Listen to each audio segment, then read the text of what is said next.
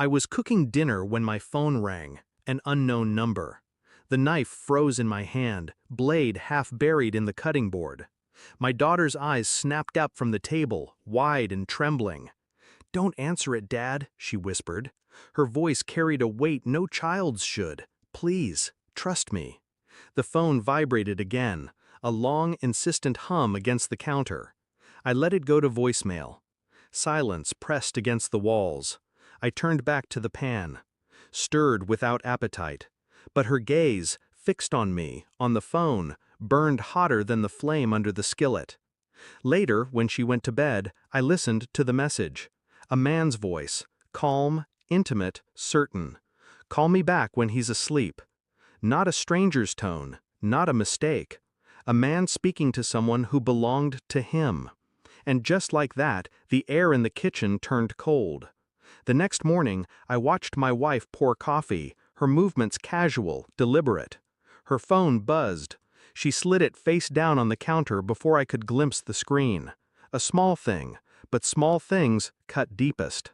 I replayed the voicemail in my head. That voice, low and certain. It wasn't business, it wasn't casual, it was possession. I said nothing. I smiled when she kissed my cheek.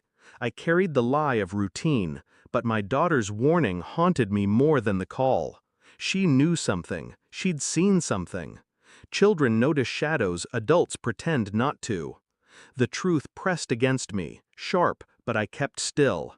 To move too quickly would give her cover. To accuse without proof would make me the fool. At work, I traced the number, an out-of-town area code, not random, not new. At night, I lay beside her, breathing in rhythm, steady, detached. She scrolled her phone facing away from me. I memorized every gesture, every flick of her eyes. The betrayal wasn't fully revealed yet, but it was there, bleeding at the edges of my life. I carried it in silence, the way you carry a blade in your coat, hidden, but always ready. I began collecting, quietly, phone records, bank statements, calendar entries she thought she'd deleted. I played dumb, the dutiful husband, all smiles, all silence. But inside, every discovery lodged like glass. There were trips she'd taken alone, invoices that didn't match her stories, text threads scrubbed clean except for fragments, ellipses left hanging. One night, when she showered, I unlocked her phone using the print she'd left on the screen. There he was, saved under a false name. A string of messages, careful but too familiar. "Miss you. Tomorrow? Always. Always." The word cracked something inside me, but I made no sound. I deleted nothing. I stored everything. Still, I didn't confront her, not yet. Instead, I bought a DNA kit. I swabbed my daughter when she fell asleep, brushing the inside of her cheek with steady hands. My own swab came after, colder, deliberate. Then I waited. Waited with her laugh echoing from the kitchen. Waited with her perfume still clinging to the hallway. Every moment was theater. I played my role. But my silence was the noose tightening. The results came back on a Wednesday. One wine, printed in clinical detachment, probability of paternity 0%. I sat in my office, the paper shaking not from weakness, but from the weight of certainty. My daughter wasn't mine, she never had been. And suddenly her whispered warning made sense. She knew, somehow. Children always know. That night, I handed my wife the envelope. She opened it, expecting bills, routine. Instead, her face drained. She looked at me. "Where did you—" I said nothing. Her lips trembled, searching for words that might unmake the truth. But truth doesn't unmake itself. Tears welled. Her voice broke. "It was a mistake. It was—" I remained still, cold, watching her unravel while I sat untouched. Silence was my weapon, and it cut deeper than rage ever could.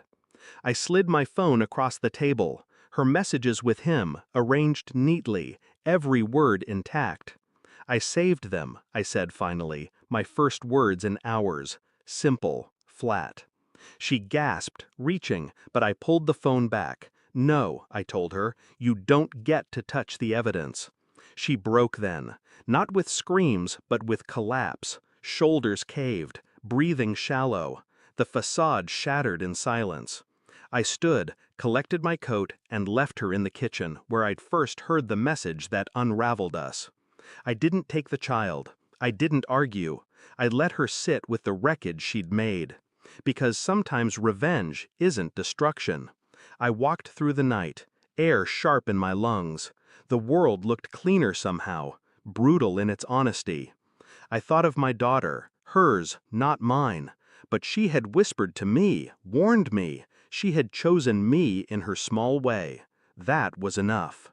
As for the woman in that kitchen, her punishment wasn't my anger. It was the truth. The truth I'd left in her hands, heavy, undeniable. No shouting, no scenes, just the silence that follows a blade sliding home. I had nothing left for her. No pity, no forgiveness, no rage. Only clarity. When the door finally shut behind me, I knew I'd never open it again. And for the first time, the silence felt like freedom.